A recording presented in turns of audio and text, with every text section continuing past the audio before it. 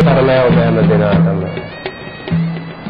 තවත් දායකත්ව ධර්ම දේශනාවක් ශ්‍රවණය කර ගනිමින් සංසාර විමුක්තිය ලබා ගැනීම සඳහා අවශ්‍ය කරන නුවණ දියුණු කර ගැනීමටයි ඔබ අප කවුරුත් මේ ආකාරයට සූදානම්ව සිටින්නේ. ඒ සඳහා අපගේ ගෞරවනීය ආරාධනාව පිළි අරගෙන මෙත් සිතින් වැඩම කොට සිටින ගලිගමුවේ ඥානදීප ස්වාමින්දයන් වහන්සේව පුණ්‍යානුමෝදනා පූර්වකව අප හැම දෙනාම සාදුකාරයක් පවත්වා පිළි අර ගනිමු. සාදු සාදු සාදු. මම ඇතුළුව ඔබ අප කවුරුත් බොහෝ විට දෙහිවින්ම ප්‍රිය කරනවා අපගේ ගෞරවනීය නායක ස්වාමින්දයන් වහන්සේගේ ධර්ම දේශනාවන් ශ්‍රවණය කරගන්නට. එසේනම් ඊට ප්‍රථමයෙන් අප ඔබට දැනුම් දෙන්නට කැමැති අද දවසේ මෙම දායකත්ව ධර්ම දේශනාව සඳහා දැතිබර දායකත්වය ලබා දෙමින් සියලු දානයන් අතර උතුම්ම දානය වන ධර්ම දානමය පුණ්‍ය කර්මය අද සිදු කරගනු ලබන්නේ පයාගල ග්‍රාමෝදය මාවතේ අංක 193 ඒ නිවසේ පදිංචි පිල්ලේ රෙන්ටෝකිල් ලංකා පුද්ගලික සමාගමේ සේවයේ නියුතු මයුර දමින්ද සේනානායක මහතා සහ කොළඹ මහනගර සභාවේ සේවයේ නියුතු ලංකා සංජීවිනී සේනානායක යන මහත්මීන් දෙපළ ඇතුළුව ඥාති හිත මිත්‍රාදීන් විසින් තමයි මෙම උතුම් ධර්ම දානමය පුණ්‍ය කර්මය අද දින සිදු කරගනු ලබන්නේ. සමන්ත චක්කවාලේසු අත්‍රා ගච්ඡන්තු දේවතා සද්ධම්මං මුනි රාජස්ස සුනන්තු සග්ග මොක්ඛදං ධම්මස්සවන කාලෝ අයං බදන්තා ධම්මස්සවන කාලෝ අයං බදන්තා ධම්මස්සවන කාලෝ අයං බදන්තා සාදු සාදු සාදු. නමෝ තස්සේ භගවතු වරහතෝ සම්මා සම්බුද්දස්ස නමෝ තස්සේ භගවතු වරහතෝ සම්මා සම්බුද්දස්ස නමෝ තස්සේ භගවතු වරහතෝ සම්මා සම්බුද්දස්ස. වාසනාවන්ත පින්වතුනි, අද ඔබ හැම දිනම බෞද්ධ මාධ්‍ය ජාලය ඔස්සේ ධර්ම දානමය මහා පිනක් ජීවිතයට එකතු කරගන්න දවසක්. පින්වතුනි, අපි ධර්මයේ ශ්‍රවණය කරනකොට දැන් මනුස්ස ලෝකේ අපි බණ ඇහුවට ධර්ම දේශනාවක් ආරම්භ කරනකොටම අපි ආරාධනා කරන දෙවියන්ට සමන්ත චක්කවාලේසෝ කියලා දෙවියන්ට මේ ධර්මයේ ශ්‍රවණය කරන්න කියලා ආරාධනයක් කරනවා. අපි නොදැක්කට අපිට නොපෙනුනාට සාමාන්‍ය මිනිස්සෙගේ පියවියෙන් දකින්න බැරි වුණාට බොහෝ වෙලාවට බුදුරජාණන් වහන්සේගේ ධර්මයේ ශ්‍රවණය කරන්න දෙවියන් පැමිණෙනවා. දැන් බලන්න බුදුරජාණන් වහන්සේගේ ප්‍රථම ධර්ම දේශනාව ධම්මචක්කප්පවත්තන සූත්‍රය. මනුස්ස ලෝකෙන් 5 දිනයි ඇහුවේ. කොණ්ණඤ්ඤ වප්ප බද්දිය මහා නාම අස්සජි. ඒ බණ අහලා මනුස්ස ලෝකෙන් කොණ්ණඤ්ඤ හාමුදුරුවෝ විතරයි පළවෙනි දවසේ සෝවාන් වුණේ. හැබැයි භූමාතු දෙවියන්ගේ පටන් අකනිටා බඹලව දක්වා දිව්‍ය බ්‍රහ්ම ලෝක 22ක් ඒ දේශනාව ශ්‍රවණය කරා. දේශනාව අවසන් වෙනකොට භූමාතු දෙවියන්ගේ පටන් අකනිටා බඹලව දක්වාම දෙවියන් ප්‍රීතිഘോഷා කරා. අප්පතිවත්යන් ශ්‍රමණේනවා බ්‍රාහ්මණේනවා දේවේනවා මාරේනවා කියන චිවාලෝකස්මි. ඒ හඬට භූමාතු දෙවියන්ගේ පටන් අකනිටා බඹලව දක්වාම දෙවියන් ප්‍රීතිഘോഷා කරා. ධම්මචක්ක අට කතාවේ සඳහන් වෙනවා ධම්සක් පැවතුම් සූත දේශනාව අහලා මනුස්ස ලෝකෙන් එක් සෝවාන් වෙනකොට 18 කෝටියක් දෙවියන් එදා මාර්ගඵල ලැබුවා කියලා. එතකොට බලන්න කොයිතරම් දෙවියන් මේ ධර්මයෙන් ප්‍රයෝජන ගන්නවද. ඊළඟට අපි දන්නවා බුදුරජාණන් වහන්සේ ප්‍රථම වස් කාලයේ අවසන් වෙලා පළවෙනි රහතන් වහන්සේලා 69ට දේශනා කරා චරත භික්ඛවේ චාරිකා මහණෙනි චාරිකාය වඩින්න. බහුජන හිතාය බහුජන සුඛාය බොහෝ දෙනාට හිතසුව පිණිස. කාටද හිතසුව පිණිස? අත්තායි හිතායි සුඛායි දේව මනුස්සාන. මේ දෙව් මිනිස් ලෝකාකයටම යහපත පිණිස, අර්ථයේ පිණිස, හිතසුව පිණිස මේ ධර්මයේ දේශනා කරන්න කියලා. එතකොට ගම් නියම් ගම් පුරා ගිහිල්ලා බණ කිව්වට ඒ දේශනාවේ ප්‍රයෝජනෙ ගන්න මිනිස්සු විතරක් නෙමෙයි. අත්තා හිතාය සුඛාය දේ මනුස්සාන. දෙව් මිනිස් ලෝකයාගෙම හිතසුව පිණිස දහම් දෙසන්න කියලා.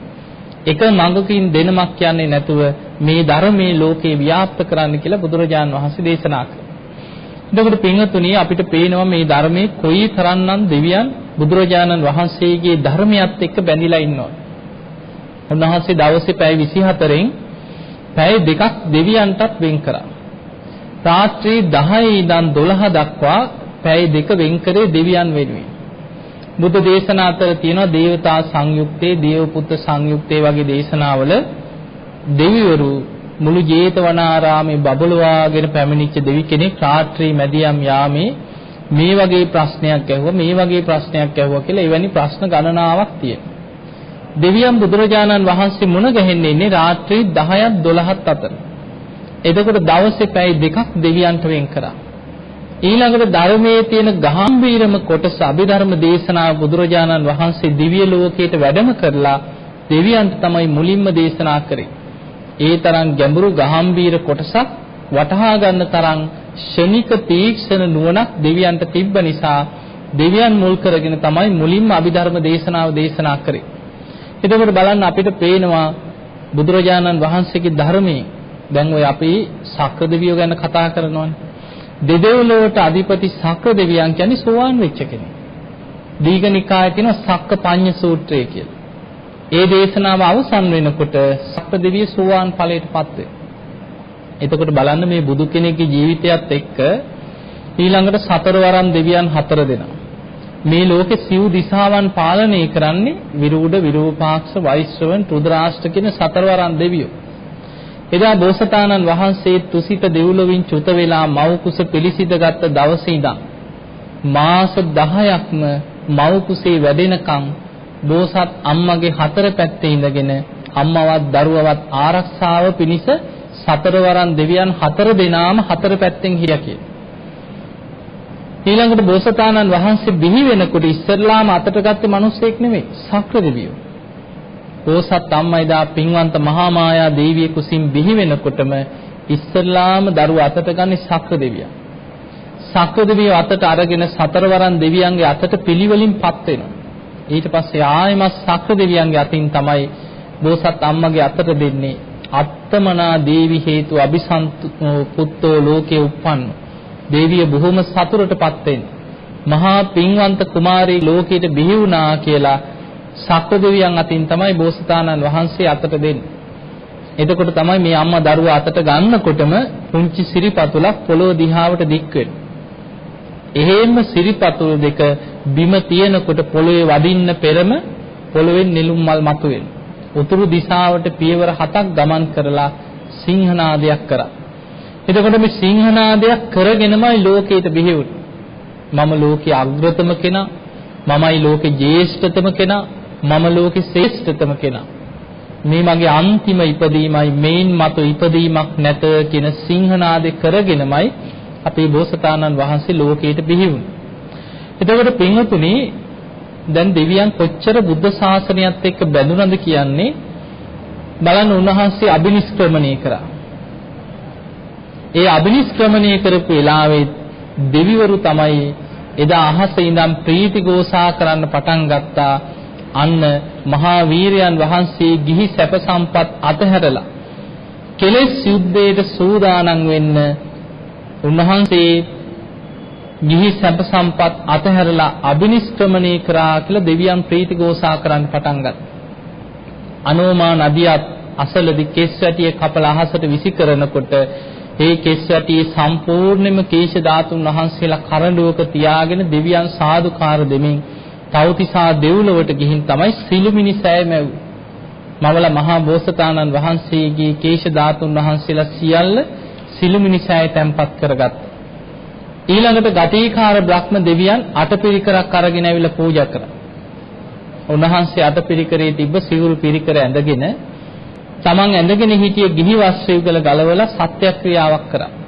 මම මේ විමුක්තිය කරා යන ගමනේ මට ඒකාන්තයෙන් විමුක්තිය ලැබේ නම් මේ ගිහි වස්ත්‍ර පොළොවට නොවැටේවා කියලා අහසට විසිකර. යොදුනක් ඉහළ අහසට පාවෙලා ගින් අහසේ රැඳුණක්. අර අටපිරිකර පූජා කරපු ගටීකාර බ්‍රහ්ම දෙවියන් කරඬුවක තැන්පත් කරගෙන බෝසතාණන් වහන්සේගේ ගිහි වස්ත්‍ර යුගල බ්‍රහ්ම ලෝකයට අරගෙන ගිහින් සුද්ධාවාස බඹලව චෛත්‍යයක් මැව්වා. පින්වතුනි සුද්ධාවාස බ්‍රහ්ම ලෝකේ උපදින්නේ අනාගාමි වෙච්ච අය විතරයි. එතකොට ගටීකාර බ්‍රහ්ම දෙවියන් කියන්නේ කාශ්‍යප බුද්ධ ශාසනේ අපේ බෝසතාණන් වහන්සේගේ යාළුවා. ගටීකාර සූත්‍රය කියලා තියෙනවා මජ්ක්‍ධිම නිකායේ. ඒ කාලේ අපේ බෝසතාණන් වහන්සේගේ නම ජෝතිපාල මානවක. ගටීකාර තමයි යාළුවා. එතකොට ඒ කාලේ අන්ධ දෙමව්පියන්ට අපෝපස්ථාන කරමින් කුඹල් කරුවෙක් හැටියට වළං හදමින් ජීවත් වෙච්ච බොහෝම දුප්පත් කෙනෙක් ගටීකාර. බණ අහලා පැවිදි වෙන්න විදියක් නැහැ අන්ධ දෙමව්පියන්ට සලකන්න ඕන. ඒ නිසා ගිහි ජීවිතේම දෙමව්පියන්ට අපෝපස්ථාන කරමින් අනාගාමී තත්ත්වයටමපත් වෙලා මරණයටපත් වෙලා සුද්ධාවාස බඹලව ඉපදුණා. අපේ බෝසතාණන් වහන්සේ ජෝතිපාල මානවකයා එදා ඒ ගටීකාර කියන යාළුවාගේ පෙළඹවීමටම ඇදගෙන ගියේ බලෙන් එක්කන් ගියේ බණහ.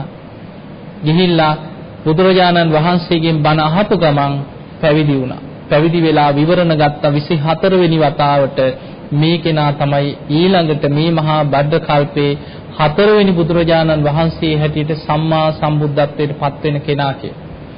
එදා විවරණ අරගෙන පැවිදි වෙලා සිල්ගුණ දහම් රැකගෙන ඉඳලා තමයි දෙව්ලොව ඉපදුනේ. එතකොට අපේ බෝසතාණන් වහන්සේ බුද්ධත්වයට පත් වෙන අබිනිෂ්ක්‍රමණය කරනකොට පෙර සසරි තමන්ගේ යාළුවා තමයි බඹලව ඉඳන් අටපිරිකරක් අරගෙන ඇවිල්ලා පූජා කරේ. පූජා කළ උන්වහන්සේගේ ගිහි වස්ත්‍ර යුගල අරගෙන ගිහිල්ලා බඹලව චෛත්‍යයක් හැදුවා. එතකොට බලන්න අබිනිෂ්ක්‍රමණය කරපු දවසේ උන්වහන්සේ වෙනුවෙන් දිව්‍ය ලෝකේ සිළුමිණි සෑයයි බඹලව සළුමිණි සෑයයි දෙකම නිර්මාණය වුණා. හැබැයි මනුස්ස ලෝකේ කවුරුත් දන්නේ නැහැ මේ බුදු වෙන්න යන කෙනෙක් කියලා.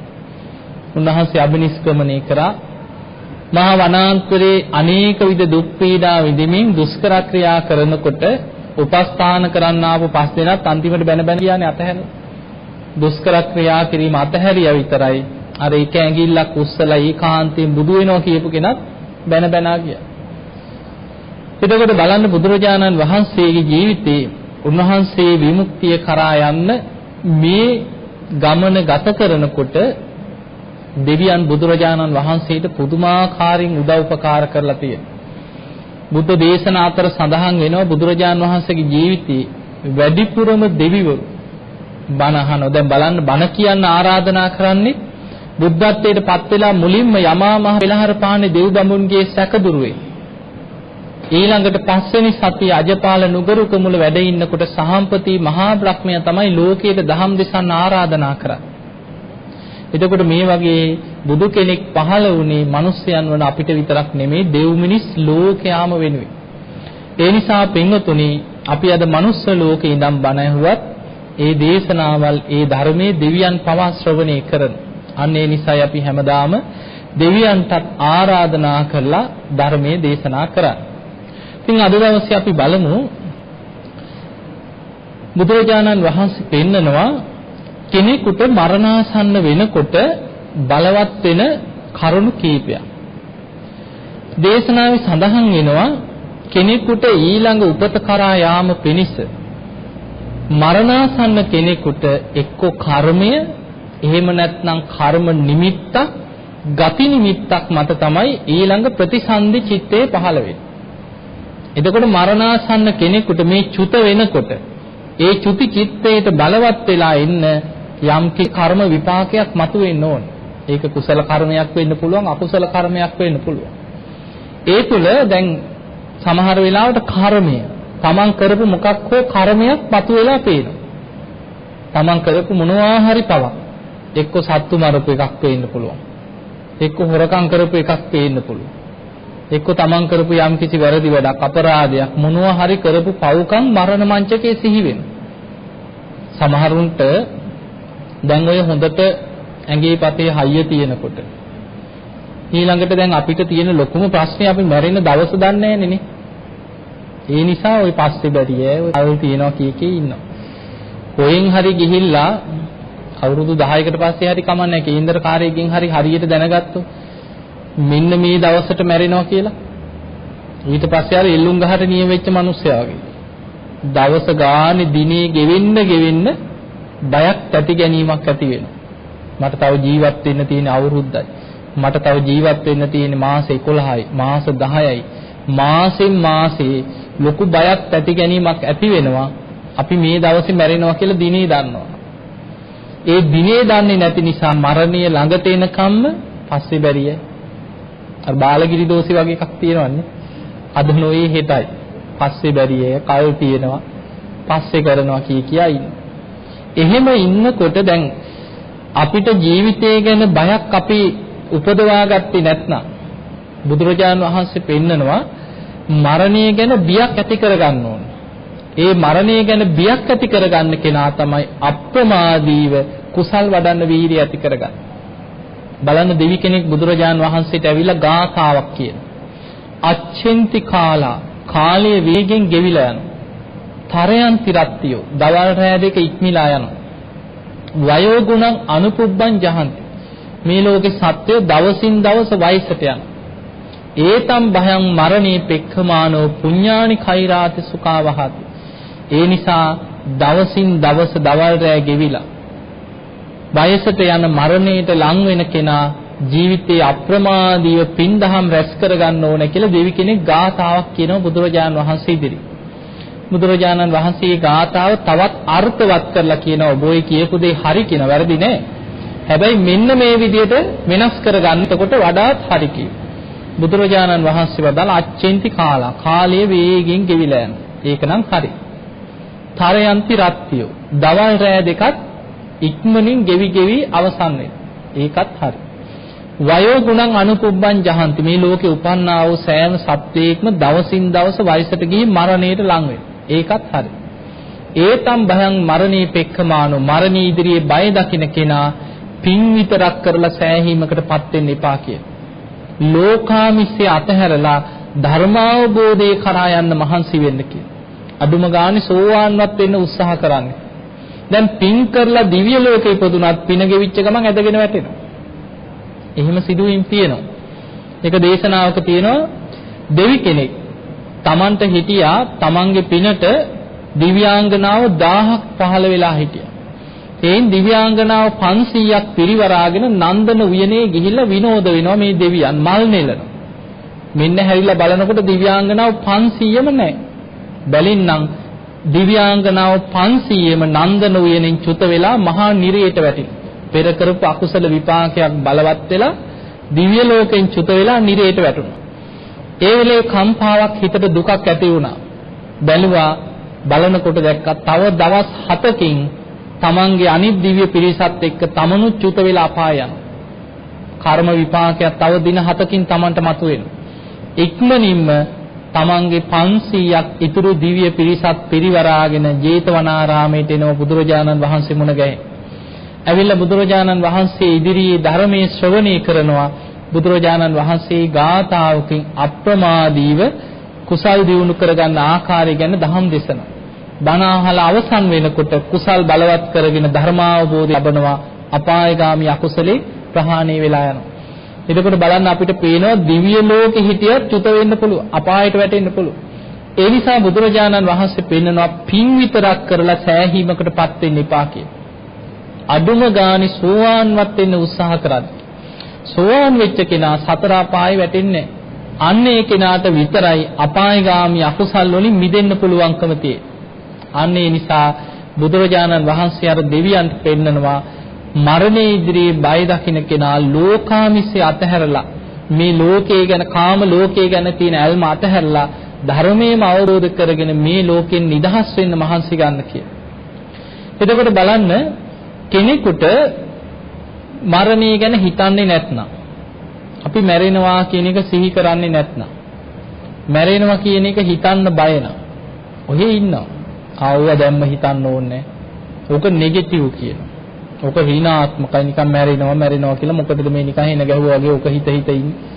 එහෙම තමයි කියන්නේ.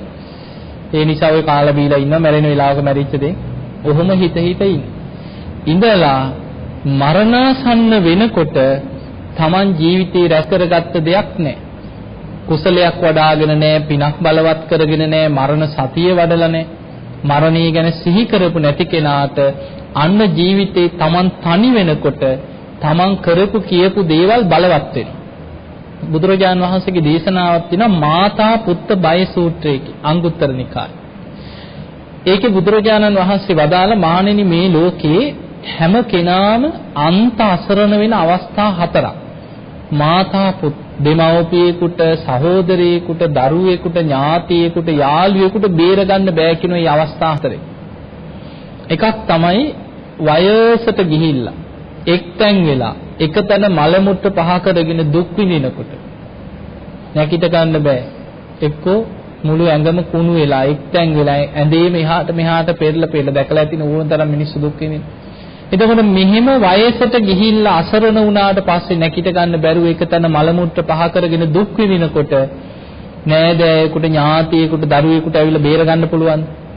මේ අපේ කෙනා යාට වයසට යන්න දෙන්න බෑ කියලා කාටවත් බේරන්න පුළුවන්. එහෙම පුළුවන්කමක් නැහැ. අන්ත අසරණයි කිය.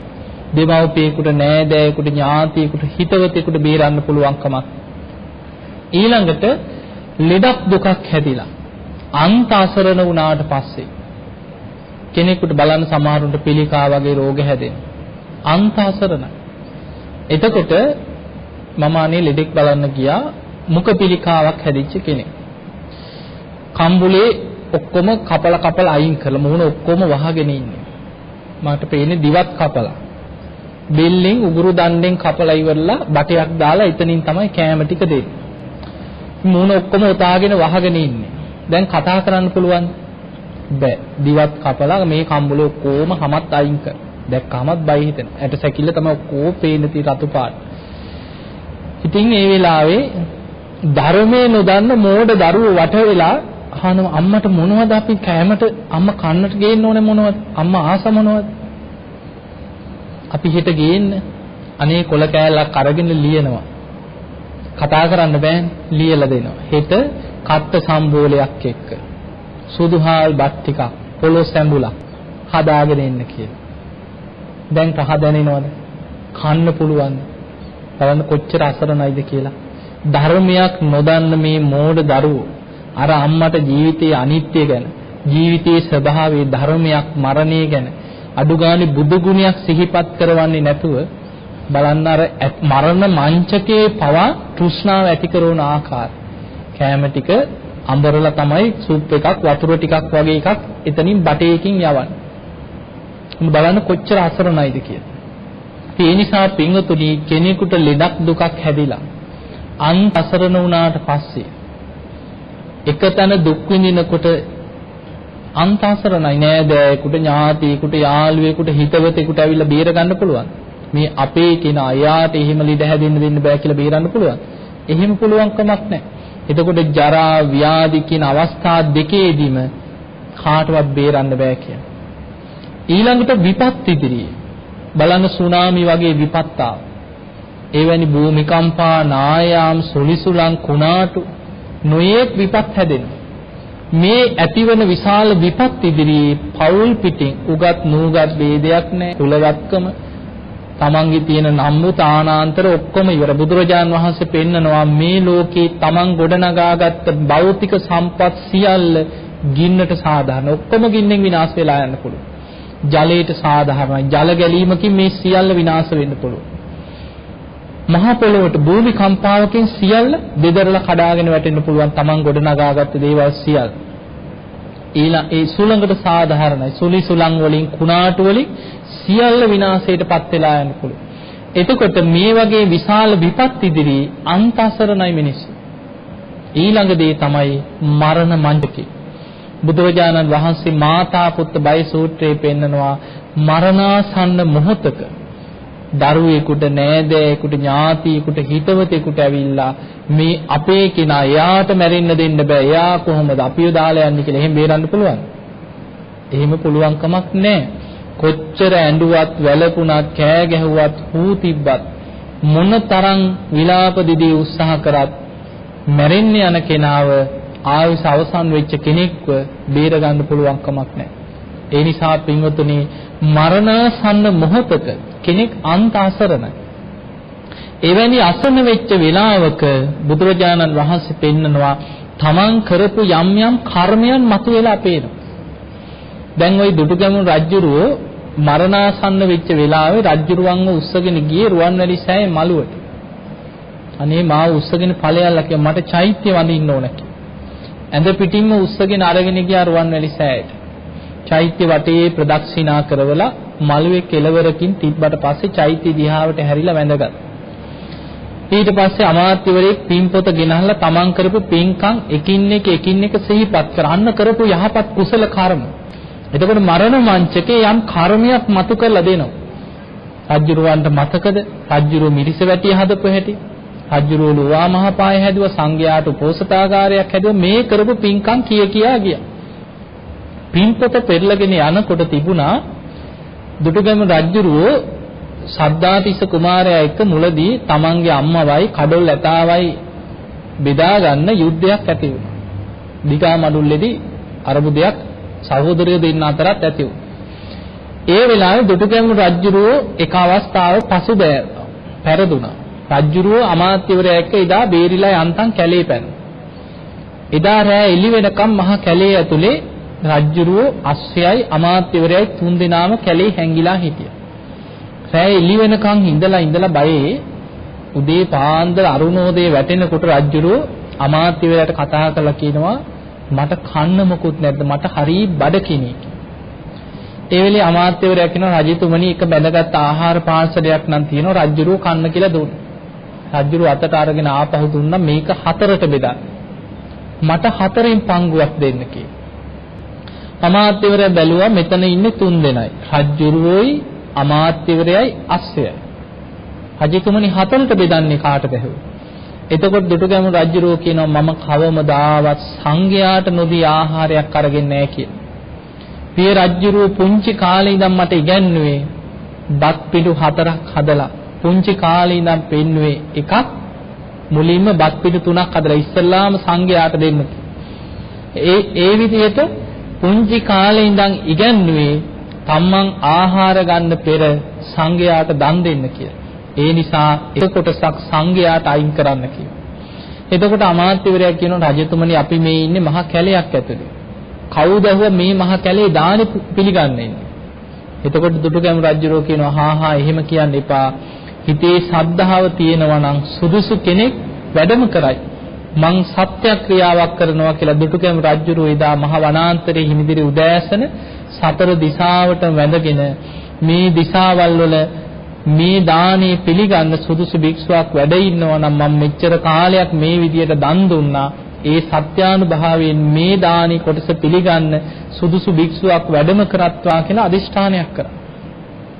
එදා උදේ පිණ්ඩපාතික තිස්ස මහරහතන් වහන්සේ සිවුරු පොරවනවා ගමක පිණ්ඩපාතේ වඩින්. රජුරුවන්ගේ අදිෂ්ඨානයේ අරමුණු වෙලා පාත්‍රය අරගෙන අහසින්ම වැඩියා. වැඩම කළ රජුරුව ඉදිරියේ අහස පෙනී හිටියා. රජතුමාට පුදුම සතුටක් ඇති වුණා. අර ස්වාමීන් වහන්සේට වෙන් කරපු කොටස පාත්‍රයට පූජා කළ කල්පනා කරා මේ ටික උන්වහන්සේට ප්‍රමාණවත් නොවෙන්න පුළුවන්. කමක් නෑ මම අද බඩකින්නේ ඉන්නවා මගේ කොටසක් දන් දෙනවා කියලා තමන්ගේ ටිකත් පාත්‍රයට පූජා කළා. ඔන්න රජවරු. උන්වහන්සේ මේ දාන ටික පිළි අරගෙන අහසින්ම වැඩම කරලා ගල් වෙනක හිටිය ස්වාමින් වහන්සේලාට ටික ටික බෙදුවා. දැන් මේ මහා ලොකු දානයක් නෙමෙයි. මේ ඊටාම පොඩ්ඩයි. හැබැයි තනියෙන් වැළඳුවේ නැහැ. ඒකට හේතු උන්වහන්සේ දැක්ක මේ දානේ රජුරවන්ට මහත්ඵලයි මහානිසංසයි. මරණ මංචකේ පවා මේක තමයි බලවත් වෙන්නේ. ඒ නිසා අනෙක් ස්වාමින් වහන්සේලාට ටික ටික බෙදුවා. බෙදලා උන්වහන්සේ ආයෙමත් සිවුරු පොරවගෙන ගමකට අහසින් වැඩම කරලා පාත්‍රයේ පිරෙන කම්ම පිණ්ඩපාතේ කරා. පිණ්ඩපාතේ කරලා පාත්‍රය අරගෙන අහසින්ම ආවා. ඇවිල්ලා රජවන්ට පාත්‍රය දික් කරා රජතුමනි ඔබ පූජා කරපු දානි වැළඳුවා කියලා. මේ පිණ්ඩපාතේ කරගෙන ආවේ රජතුමාටයි අමාත්‍යවරයාටයි අශ්වයාටයි කියලා. රජුරෝ ටිකක් බය වුණා. එතකොට කියනවා නෑ රජතුමනි සංඝයාගේ අවසරෙන් දෙන දේ කැපයි කියලා පිළිගන්න කියලා. පාත්‍රය අරගෙන තුන් දෙනාම බෙදාගෙන ආහාර ගත්තා. එතකන් උන්වහන්සේ පළඟක් බැඳගෙන වැඩ හිටියා. පාත්‍රේ හොදලා නමලා අතට ගත්තා. පාත්‍රේ හොදලා අතට අරගෙන කල්පනා කරා මම කවමදාවත් හිස් පාත්‍රයක් මගේ අති සංඝයාට දීලා නැහැ. මොන දුටුගැම් රජුරු අන්තිමට හිතන දේ. මාලිගාවේ ඉන්නකොට මගේ අතට පාත්‍රයක් ලැබුණොත් මම පාත්‍රයට දානි පුරවල පූජා කරේ. කොහොමද මම මේ හිස් පාත්‍රේ සංඝයාට දෙන්නේ? එහෙම හිතනකොට මතක් වුණා කරේ දාගෙන ඉන්න රන් නූලෙන් වියපු ලක්ෂයක් වටින සලුවක්.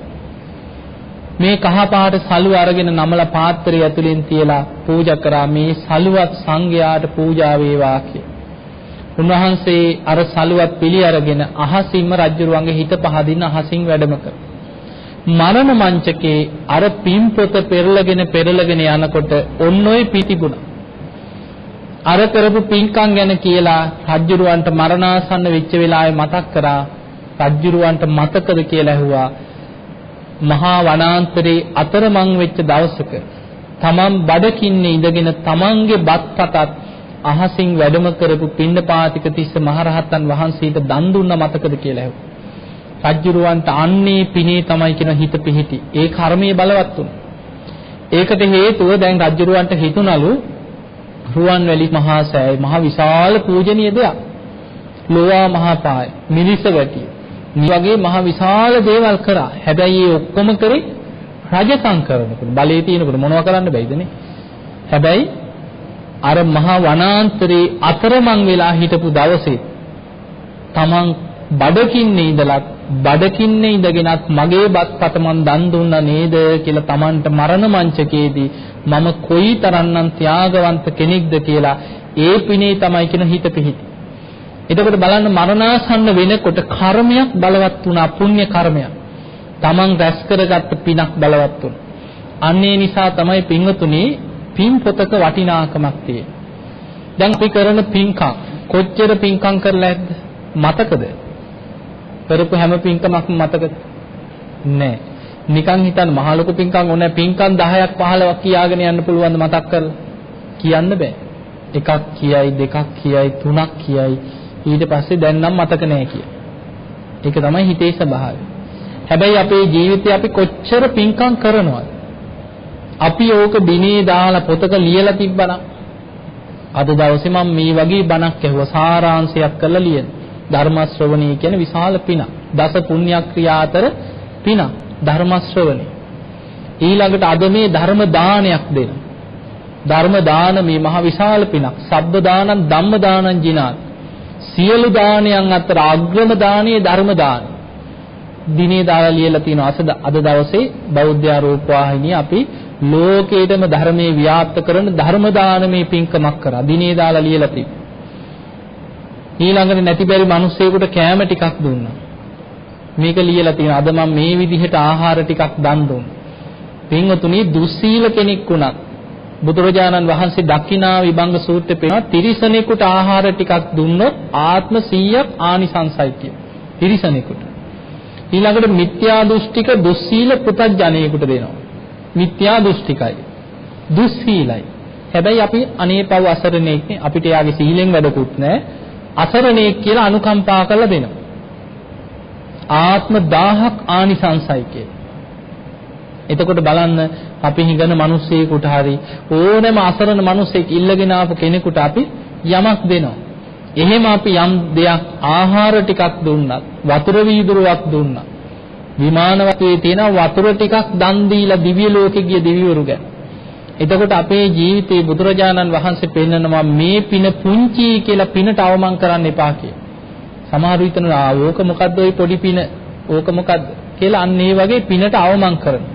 බුදුරජාණන් වහන්සේ වදාලා මේ පින පුංචි මේක නම් වැඩක් නෑ කියලා පිනට අවමන් කරන්න එපා කියලා. හරියට භාජනයක් ජලයේ බිඳුව වැටිලා ජලයෙන් පිරීලා යන්නේ යම්සේද අන්න ඒ වගේ පුංචි පින එකතු වෙලා ජීවිතේ පිනෙන් පිරීලා යනවා කියලා. ඒ නිසා තමන් කරපු පින්කම් දවස ගානේ ලියලා තිබ්බොත් අවුරුදු ගාණක් යනකොට තමන් දන්නේම නෑ ලොකු පොතක් පින් වලින් පිරීලා ඉතිරිලා ගිහිල්ලා. එතකොට තමන්ට ඒ පොත දිහා නිකන් බැලුවා සතුටක් ඇති වෙනවා.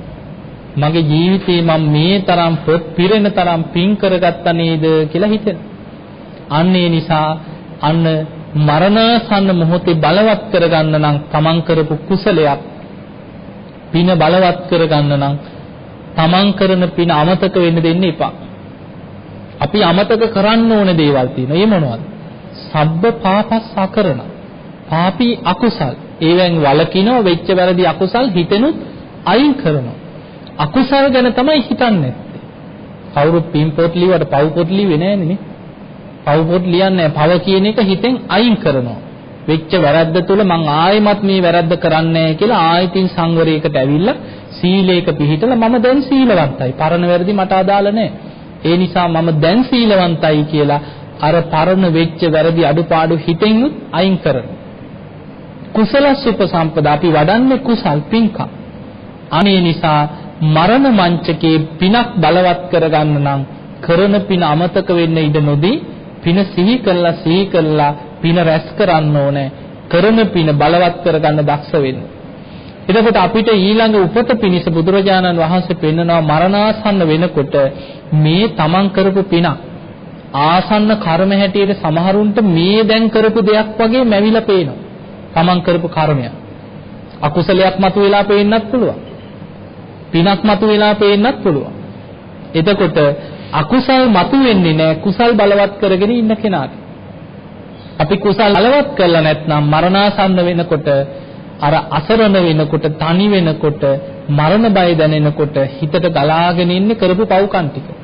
මම මේ වගේ පව්කම් කරා. අයියෝ මම මේ වගේ අපරාධකාරයෙක් නේද? මම මේ වගේ පව්කම් කරා නේද? ඒවා එකින් එක හිතට මතක් වෙනවා. එහෙම අකුසල් බලවත් වෙනකොට අන්ත අසරණ. ඒ නිසා මරණාසන්න මොහොතේ කර්මයක් බලවත් වෙන්න පුළුවන්. එක්ක කුසල කර්මයක්, එක්ක අකුසල කර්මයක්. එක්ක කම්ම නිමිත්තක්. ඒක යම් නිමිති වශයෙන් තැන් වල යම් කොටස් මතුවලා අපේ මුළු කොම මතක නැහැ. නමුත් ඒකේ නිමිති වශයෙන් තැන් වලින් මරණාසන්න වෙනකොට යම් දේවල් සිහි වෙනවා. Tamante එක දේවල් නිමිති වශයෙන් පේනවා. ගති නිමිති කියලා කියන්නේ. එතකොට සමහරවිට ගති නිමිති පේනවා. මැරෙන්න පෙරම ඊළඟ උපත ගැන පේනවා. දැන් බලන්න ඔබ අහලා ඇතිනේ ඔය රජගහ නුවර හිටියා වේළුවනාරාමයේ ආශ්‍රිතව හිටියේ චුන්දසූකරෙක්. මරණාසන්න වෙච්ච වෙලාවේ ආනන්ද හාමුදුරහණ ස්වාමීනි අදත් මොකක් හරි ලොකු උත්සවයකට ඌර ගොඩක් මනව ඇති කියලා. නේ ආනන්ද ඔය චුන්දසූකරික පණ අදිනවා කිය මැරෙන්නේ. ඌර කෑ ගහන විදිහටම කෑ ගහලා තමයි අන්තිම වෙලාවේ දවස් ගානක් ඌරෙක් වගේ කෑ ගහලා ඌර මරනකොට කෑ ගහපු විදිහටම කෑ ගහලා කියන මැරුණා. එතකොට ඒ වගේ සමහරුන්ට මරණාසන්න වෙනකොට ගති නිමිති පහළ වෙනවා. තමන් කරපු අකුසල් දැන් නිරේ යන්න කර්ම බලවත් වෙලා නම් මරණාසන්න කාලේ ගිනි දැල් පේනවා සමහරු. යමපල්ලෝ පේනවා. තමන්ව ඇදගෙන යනවා. තමන්ට උල් වලින් අනිනවා, කපනවා, කොටනවා. ඒව පේනවා අන්තිම කාලේ. තිරිසන් අපායට කර්ම හැදිලා නම් මහා බියක් තැති ගැනීමක් එක්ක ඝන අන්ධකාරයක් එක්ක බියක් තැති ගැනීමක් හිතට දැනේ. ඒව තමයි ගති නිමිති හැටියට පේන්නේ. මම ওই වගේ අම්මා කෙනෙක් බලන්න ගියා. අනේ අම්මා ඔළුවේ ඉඳන් පොරෝගෙන ඉන්නේ. කාමරෙන් එළියටවත් එන්නේ නැහැ. අවුරුදු 85ක විතර අම්මා කෙනෙක්. එක්ක දොර මුල්ලේ හැංගිලාලු, එක්ක ඇඳාසේ හැංගිලාලු. දරුවෙක් කාමරේට ආවත් එක පහට ඇඳට පැනලා බෙඩ් සීට් 3-4කින් උන්ඩි වෙලා පොරෝගා. ඉතින් මම ගිය වෙලාවෙදි කිව්වා මේ ඔළුවේ ඉඳන් පොරෝගෙන හිටියේ. අම්මේ මේ හාමුදුරුවෝ ආවා කියලා. අනේ ඇහැ පොඩ්ඩක් පැත්තකින් එළියට දාලා බැලුවා එක පහට වහගත්තා. ආයෙකින් අරින්න බෑ. ඊට පස්සේ කතා කරන්න උන්ඩි වෙනවා, ඇකිලෙනවා. බලන්න තිරිසන් සත්තුන්ගේ ස්වභාවය බුද්ධ දේශනාවේ පෙන්නනවා. අපායගාමී කර්ම බලවත් වෙනකොට, තිරිසන් ලෝකයට කර්ම හැදෙනකොට බිය තැති ගැනීම මරණාසන්න කාලේ ගති නිමිති හැටියට දැනෙනවා. දැන් ওই තිරිසන් සත්තු ගැන හිතන්න. පොඩි බයක් තැති ගැනීමක් ආපු ගමන් මොකද කරන්නේ? ඇකිලෙනවා, උන්ඩි වෙනවා, හැංගෙනවා. ගුහාවකට හරි කොහෙට හරි රිංග ගන්න. පොඩි සද්දයක් ආවත් තිරිසන් සතා හැම වෙලේම බයෙන් ඉන්නේ. මොකද ඒ සතාව තව සතෙක් ගොදුරු කරගන්න. ඒ සතා තව සතෙකුට ගොදුරු වෙනවා. පුංචි සද්දයක් ආවොත් බය වෙලා එකපාරට ඇහැරෙනවා, දුවනවා, හැංගෙනවා. ඒක තමයි තිරිසන් අපායේ ස්වභාවය. ඊළඟට പ്രേත අපාය යන කර්ම හැදෙනකොට මරණාසන්න කාලේ සා පිපාසාව උගුරකට වේලෙනවා සමහරු. සා පිපාසාව දැනෙනවා. මරිච්ච ඥාති ප්‍රේතයෝ පේනවා. අමනුෂ්‍යය ඇවිල්ලා අඬ ගහනවා. ඒ වගේම අර අමනුෂ්‍යය වගේම තමයි සමහර. එතකොට බලන්න මේ වගේ හරිම පුදුමයි මනුස්ස ජීවිත ගත කරපු අය සමහරු. තිරිසන් සත්තු වගේ. මරණාසන්න කාලේ එනකොට අකුසල් බලවත් වුණොත් එක්ක කර්මයක් බලවත් වෙලා ඊළඟ විපාකේ දුගතිය සකස් වෙන්න පුළුවන්. එක්ක කම්ම නිමිත්තක් බලවත් වෙන්න පුළුවන්. එහෙම නැත්නම් ගති නිමිති හැටියට මැරෙන්න පෙරම ඊළඟ උපත ගැන නිමිති පේන. ওই වගේ කුරුණෑකල අම්මා කෙනෙක්. අනේ දරුවෝ මට කතා කරනවා සැරින් සැරේ. ඒ අම්මා ඉල්ලන්නේම මට අමු මස් දියන්, අමු ලේ දියන් කියලා. ඉතින් දැන් කතා කර විස්තර අහනවා. මං කිව්ව බේරන්න නම් බෑ කියලා. දැන් ඉතින් මැරෙන්න ආසන්නයි. ජීවත් වෙලා ඉන්නකන් ධර්මයක් දියුණු කරලා නැතුව මැරෙන්න වැටුණාට පස්සේ කොහේ බේරන්නද? මේ ළඟකදී ඒ පුතෙක් කතා කරලා ඉතින් විස්තර වගේක් ඇහුවා නේ හාඳුනේ මොකද කරන්නේ අපිට බලාගෙන ඉන්න බෑ කියලා. ඉතින් දැන් දන්නවා අම්මා බේරන්න බෑ කියලා. පිරිත්තත් ගෙදර දාන්න බෑ. පිරිත් ටිකක් දාපු ගමන් කන් දෙකේ ඇඟිල්ල ගහගෙන හූ තියනවා. ඔක වහපිය මට ඉන්න බෑ මාව පිච්චෙනවෝ මාව දනවෝ කියලා ගෙදර කෑ ගහනවලු අම්මා. දැන් පිරිත්තත් ගෙදර දාන්න බෑ. දරුණු අමනුස්ස ග්‍රහණයක්. ඉතින් දැන් ඒ පුතා කතා කරලා විස්තර අහනකොට ඒ දුව ළඟ ඉඳගෙන කියනවා මට ඇහෙන ෆෝන් එකේ. හාමුදුරන්ගෙන් අහන්න කිව්වා මේ අම්මා ඔහොම ඉඳලා මැරුණොත් අපිට මොකක් වෙයිද කියලා. එතකොට දැන් ප්‍රශ්නේ තියෙන්නේ අම්මා ගැනද? අම්මා ගැන නෙමෙයි දැන් ප්‍රශ්නේ. දැන් දරුවෝ දන්නවා අම්මා බේරන්න බෑ. දැන් අහන්නේ අම්මා ඔහොම ඉඳලා මැරුණාම අපිට මොකක් වෙයි? සක්සුදක්සේ පැහැදිලි මිනිය වල්ලපු ගමන් රෙදි ඇඳ දේවාල ගානේ දුවන. එතකොට බලන්න මොන ජීවිත වලට වෙන දේවල්. ඒ නිසා ධර්මයක් නැතුව මරණාසන්න වුණොත් අන්ත අසරණයි. ඒ නිසා පින්වතුනි අකුසල් පැත්ත බලවත් නොවෙන්න නම් කුසල් පැත්ත බලවත් කරන්න. අකුසලයේම යෙදී මරණාසන්න වෙච්ච කෙනෙකුට මරණ මංචකේ කුසලයක් බලවත් කරගන්නවා කියන එක ඒක කරන්න අමාරුයි. සමහරව ඉන්නවා. බුදුරජාණන් වහන්සේ පෙන්නන ওই මහා කම්ම විභංග සූත්‍රයේ පෙන්නනවා සමහරව අකුසල් කර ඉඳලා මරණ මංචකේ පෙර පිනක් කොහෙන් හරි මතුවෙලා සුගතිය යන අයත් ඉන්නවා. හැබැයි ඒ අය සුගතිය ගියාට සුගතිය ආයුෂ නැහැ. එහෙම චුත වෙලා අපායට වැටෙනවා. සමහර පව්කාරයෝ ඉන්නවා මැරෙන්න යනකොට මොකක් හරි පිනක් මතුවෙලා මව් කුසට ඇදිලා එනවා. හැබැයි මව් කුසේම මැරෙනවා. ඉපදිච්ච ගමන් මැරෙනවා. ඇයි මනුස්ස ලෝකේ ජීවත් වෙන්න ආයුෂ නැහැ. කරපු අකුසල් වැඩි.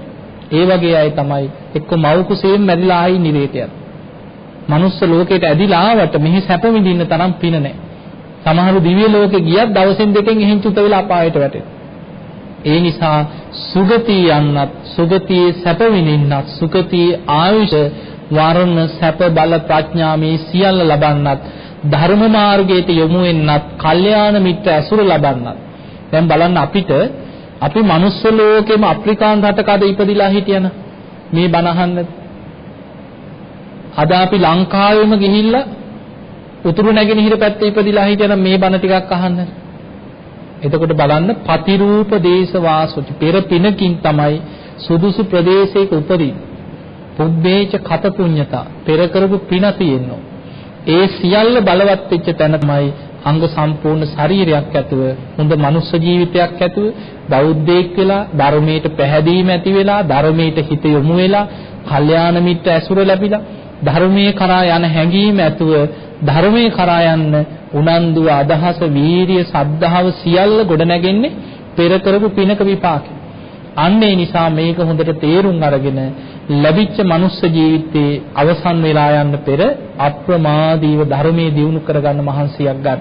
එහෙමනම් ඔබ හැමදෙනාම මේ ලැබිච්ච මනුස්ස ජීවිතේ අවසන් වෙන්න පෙර මම අප්‍රමාදීව සද්ධාදී ගුණධර්ම දියුණු කරගෙන උතුම් වූ ධර්මයේම අවබෝධ කරගන්න කෙනෙක් බවට පත් වෙනවා කියන අදිස්ථානය ඇති කරගන්න. එහෙමනම් පින්වතුනි අද මේ ධර්ම දේශනාව ධර්මානුශාසනාව ශ්‍රවණය කිරීමෙන් රැස් කරගත්ත සියලු පුණ්‍ය ධර්මයන් සියලු දෙවියන්ට අනුමෝදන් කරමු. දෙවියෝ මේ පින් දැක බලා අනුමෝදන් වෙත්වා. දෙවියන්ගේ දිව්‍යස ඉසුරු වර්ධනය කරගෙන සියලු දෙවියෝ වහවහ සසර දුකින් අත මිදේවා කියලා සාදු කියලා දෙවියන්ට පින් දෙන්න. ඒ වගේම අද ධර්ම දේශනාව සංවිධානය කරලා මේ දායකත්වයේ සියල්ල බාරගෙන කටයුතු කරන්නේ පයාගල ග්‍රාමෝදේ මාවතේ අංක 193 ඒ නිවසේ පදිංචි ෆින්ලේ ට්‍රෙන්ටෝ කිල් ලංකා පුද්ගලික සමාගමේ සේවයේ නියුතු මයුර දමින්ද සේනානායක මහතා සහ කොළඹ මහනගර සභාවේ සේවයේ නියුතු ලංකා සජීවනී සේනානායක මහත්මිය ඇතුළු ඒ නෑදෑයෝ යාළු මිත්‍රයෝ හිතවත් පිරිස එකමුතු වෙලා තමයි අද දායකත්වයේ දරන්නේ. මේ අයගේ මූලිකම අරමුණු අතර තියෙන්නේ දෙපාර්ශ්වයේම පරම්පරාගතව මිය පරලෝකීය සියලුම ඥාතීන්ට පින් අනුමෝදන් කිරීම. සහභාගී වී සිටින සියලු දෙනා නම් මිය පරලෝකීය ඥාති හිත මිත්‍ර ආදීන්ට පින් අනුමෝදන් කිරීම. එහෙමනම් පින්වත්නි කල්පනා කරගන්න ධර්ම ශ්‍රවණයෙන් ධර්ම දානයෙන් රැස් කරගත්ත සියලු පුණ්‍ය ධර්මයන් මිය පරලෝකීය පරම්පරාගත සියලු ඥාතීන් දැක බලා අනුමෝදන් වෙත්වා. පින් අපේක්ෂාවෙන් ඉන්න පින් ගන්න පුළුවන් තැන්වල ඉන්න සංසාරික සියලු ඥාතීන් මේ පින් දැක බලා අනුමෝදන් වෙත්වා. ඒ ඥාතීන්ගේ පරලොව ජීවිත සැපවත් වේවා සුවපත් වේවා වහවහ සසර දුකින් අත මිදේවා කියලා සාදු කියලා ඥාතීන්ට පින් දෙන්න. ඒ වගේම නිතිනි නදින්සා සේනානායක දියණියගේ උපන්දිනයේ වෙනුවෙන් නිදුක් නිරෝගී භාවයේ තුනුරුවන්ගේ ආශිර්වාද රැකවන්න ඒ දියණියට සැලසේවා කියන ආශිර්වාද ප්‍රාර්ථනාව. ඒ වගේම දෙපාර්ශ්වයේම දෙමව්පියන්ට නිදුක් නිරෝගී භාවයේ දීර්ඝායස තුනුරුවන්ගේ ආශිර්වාද රැකවන්න සැලසේවා කියන ආශිර්වාද ප්‍රාර්ථනාව. ඒ වගේම සහභාගී වී සිටින සියලු දෙනාට නිදුක් නිරෝගී භාවයේ සියලු දෙවියන්ගේ පිහිට රැකවන්න දීර්ඝායුෂම සැලසේවා. මේ හැම දිනාටම ධර්මාවබෝධයම ලැබේවා කියන ප්‍රාර්ථනය මේ පින්වතුන්ගේ අරමුණු අතර තියෙනවා. ඒ වගේම දේශකයන්න් වහන්සේට চিරාත් කාලයක් ශාසනික කටයුතු සිදු කිරීමට නිදුක් නිරෝගී භාවය ලැබේවා කියන තුන් ප්‍රාර්ථනය.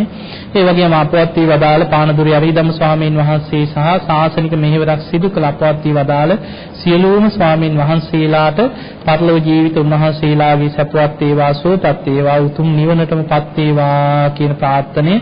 ඒ වගේම බෞද්ධ නාලිකාවේ ගරු සභාපති පූජ්‍යපාද දරණාගම කුසල දමනාහිමි පාණන් වහන්සේගේ ශාසනික කටයුතු වලට මේ පින් උපකාර වෙලා උන්වහන්සේට තුන්රුවන්ගේ ආශිර්වාද රැකවන්න සැලසේවා කියන ආශිර්වාද ප්‍රාර්ථනයත් ඒ වගේම රටදැයි වෙනුවෙන් දීපිදු සියලු රණවිරුවන්ට පින් අනුමෝදන් කිරීමත් ඒ යුද්ධයෙන් ආබාධිත වෙච්ච රණවිරුවන්ට සෙත් ප්‍රාර්ථනා කිරීමත් මේ පින්වතුන්ගේ අරමුණු අතර තියෙනවා.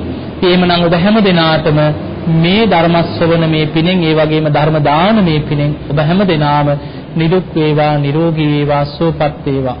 ගන්න හෙළන හුස්ම රැල්ලක් පාසා තබන පියවරක් පාසා සියලු දෙවියන්ගේ පිහිට රැකවරන හැම දිනාටම සැලසේවා. හැම දිනාටම උතුම් වූ ධර්මාවබෝධයේ පිණිසම මේ සියලු පින උපකාර වේවා කියලා ප්‍රාර්ථනා කරගන්න. මොම වන්ද ගන්න අභිවාදන සීලිස්ස නිච්ඡං වද්ධා ප්‍රචායිනෝ චත්තාරෝ ධම්මා වඩ්ඩන්ති ආයුවන්නෝ සුඛං බලං ආයුරාෝග්‍ය සම්පatti සක්ක සම්පatti මේවච අතෝ නිබ්බාන සම්පatti මිනාතේ සමිච්ඡතු. හැමදෙනාම නිදුක් වේවා නිරෝගී වේවා සුවපත් වේවා හැමදෙනාටම පෙරවන් සරණයි. සාදු සාදු සාදු.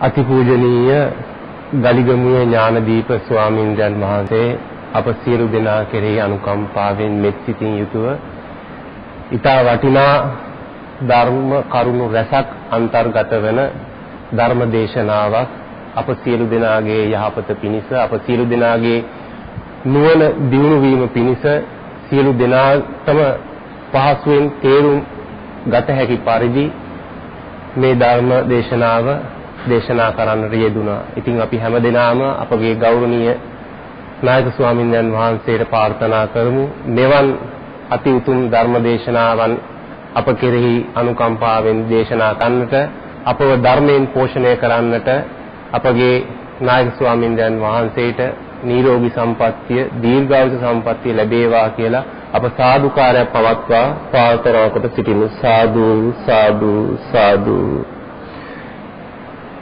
එසේනම් සදහවත් පින්තුනි අපි මේ ශ්‍රවණය කරන්නට යෙදුණු උතුම් ධර්ම දේශනාව හොඳින් අපගේ හිතේ මතක තබාගෙන හිතේ ධාරණය කරගෙන නැවත නැවත එය සිහියට නගමින් කල්පනාවට නගමින් අපගේ නුවණ දියුණු කරගැනීමෙන් අපි හැමදෙනාම බලාපොරොත්තු වෙන මේ සසර ගමනින් එතර වන්නට තරයේ අපි අදිෂ්ඨාන කරගනිමු. එසේනම් මේ අවස්ථාව උදා කර දීමට බලාපොරොත්තු වෙන්නේ අද දවසේ මෙම දායකත්ව ධර්ම දේශනාව සඳහා බැතිබර දායකත්වයෙන් කටයුතු කරන සදහැවත් පින්වතුන්ට අපගේ නායක ස්වාමීන් වහන්සේට අෂ්ට පරිස්කාරයන් ඇතුළු සෙසු පිරිකර පූජා කරන්නට අවස්ථාවයි උදා කර දීමට බලාපොරොත්තු වන්නේ. ඒ සඳහා ඔවුන්ට අවස්ථාව ලබා දෙමින් දායකත්ව ධර්ම දේශනාව මෙතකින් නිමාවට පත් කරනවා. ඔබ හැම දිනාටම සම්මා සම්බුදු සරණයි.